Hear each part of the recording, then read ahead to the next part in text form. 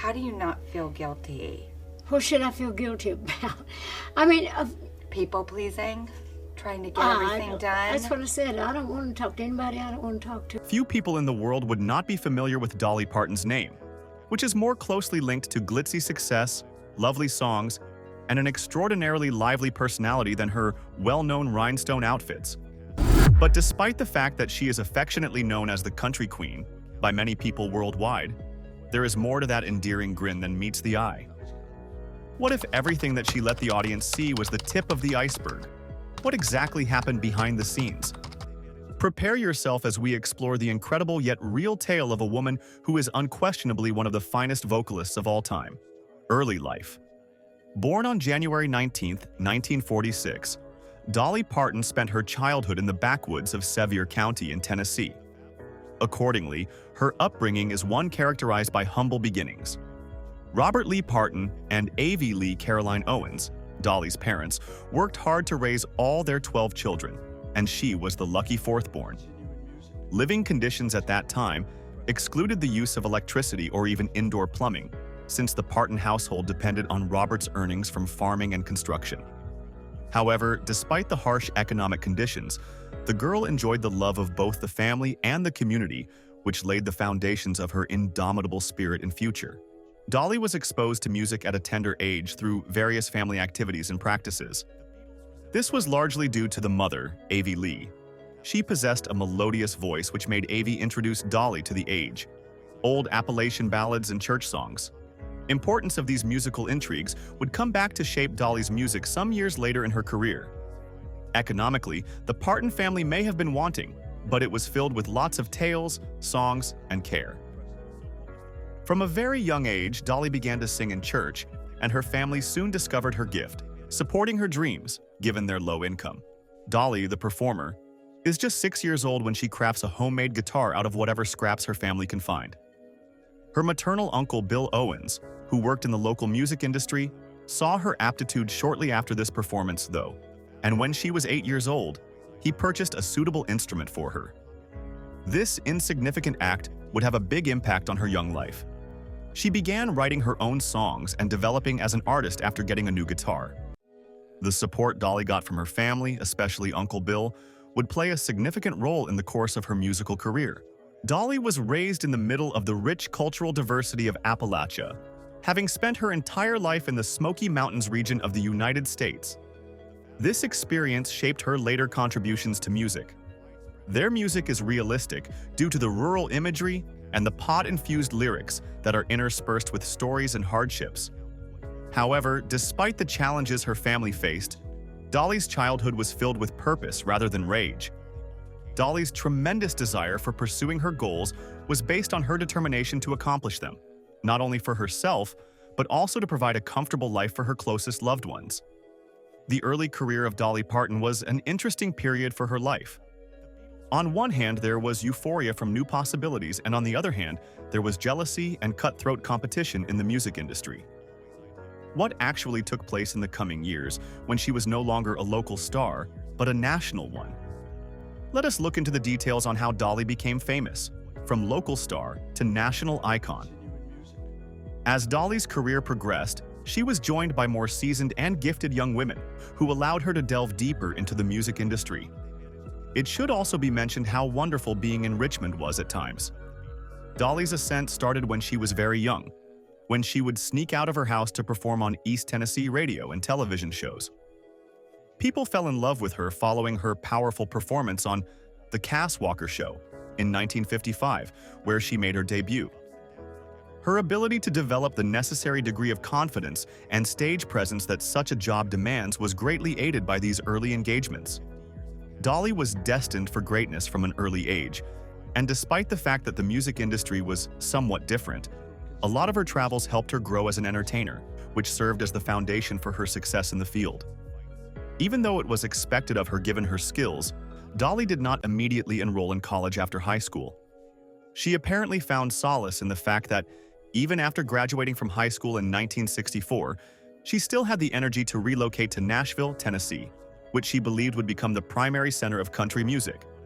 Since she was not an exception to the norms that submission to all levels of competition was mandatory, and that the reality of the industry were occasionally brutally adversarial, Dolly continued to face the challenges that each aspiring artist must overcome.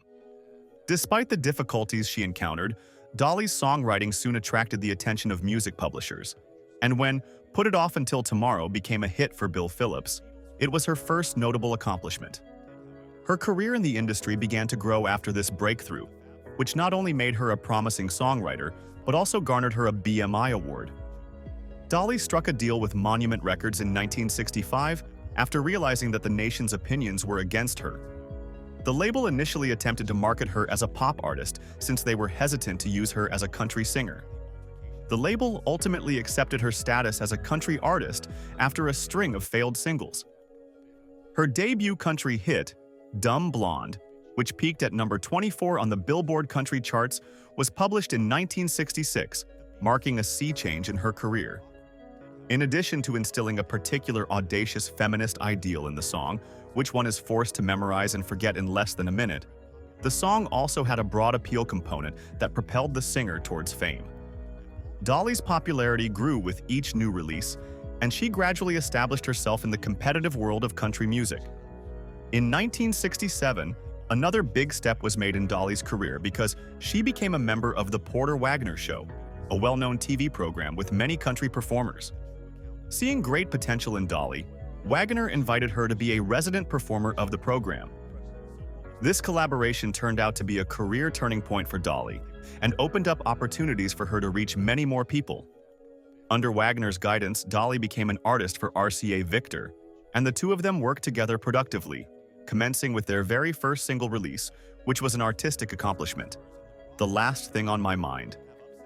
The song made it into the country chart's top 10, establishing their performative relationship and thrusting Dolly's name into the hat of the country's promising stars in the music industry. Solo career and independence 7. Successful years on The Porter Wagoner Show seemed enough for Dolly Parton that she could strike out on her own and leave the show in 1969. It was an important situation in her life because she was working to create her own image as an artist in a saturated market. While it was scary for Dolly to think about leaving Porter, she knew she had to step out from her mentor's protection and show what she could do. Her leaving told about her need not just to take a back seat, but to demonstrate a different appetite for painting by using her own music. Dolly's first solo album, Just Because I'm a Woman, came out in 1968, a year before she left the program. The album was not a commercial success upon its release, but the titular song actively challenged the stereotype of women in society, which makes the singer unashamed about using her art for social change. This was a bold move for Dolly as it illustrated her refusal to abide by any restrictions on the kind of musical compositions she could pen. Thus, Billie commenced a creative journey that was disparate from any other artist of her age, which was the embodiment of her distinct perspective and self-possessed voice. Jolene, one of possessive wonders of Dolly's repertoire, saw the limelight in 1973 and matured in alt country. The painful lyricism along with the wifty cadence of the song enthralled the listeners, making her a competent writer and a performer. The theme of the song being love, envy, and exposure, which the singer and her fans enjoyed, made it hit #1 position on the country charts. It was primarily not only her sweet voice that was demonstrated in Jolene, her composite sad experiences in the song made her more of a dominant country musician. Dolly was then able to bring out another remarkable work in her solo career when she sang I Will Always Love You, which was a perfect tribute to Porter Wagoner, although it also spoke of love and freedom. This country ballad was a #1 hit in the year 1974, and also reached a wider audience when Whitney Houston released the song as a cover, turning it into an enormous success in the year 1992. The chart success of I Will Always Love You also brought recognition to the fact that Dolly was an excellent writer and was able to produce great hits. While yearning for more, hard-hitting, upbeat anthems such as Love is Like a Butterfly or The Bargain Store, Dolly Parton not only reinforced her position in the show business sphere, but also accepted herself as a dominant force of an artist who dared to be different. Personal struggles and rumored feuds. In the public eye, Dolly Parton is seen as a cheerful world-class entertainer whose life has been full of success. It is, however, important to note that she has had her own emotional issues. One cannot pursue fame without a few odds. In one respect or the other, she had to deal with the brutal things that come attached with success, like the extreme pain of living away from loved ones in pursuit of her ambitions in Nashville. As much as she gained fame, more was also expected from her, and this brought about isolation and panic attacks. Suddenly, the very sector that jubilated her entrance was presenting her with overwhelming challenges, in that Dolly learned to deal with her fears, courtesy of the picture she tried to uphold as the queen of country all through. During all these, the media reported on her and conjectured about some feud with a famous female star, sullying the otherwise radiant image of Dolly. While the details regarding the fight remained virtually unverified, the antagonism suggested that some type of rivalry was present. This came about because of Dolly's assertiveness, which was good and bad in that it made her a very confident person, but also made her compete with some other female artists. Therefore, there was wide interest in the degree and nature of her interactions with other musicians, which soon became the center of gossip at the expense of her great achievements and warm relationships with many in the music field. What is more, maintaining a strong public character in the midst of personal turmoil, as Dolly does, is both impressive and frightening. While being pressed with the demands of fame, she had her inner strength and the support of the family to see her through those hard times. The love and music during her early years prepared her for stormy seas ahead. Dolly has spoken time and again on family values and their influence on her way of life away from the decadence of stardom.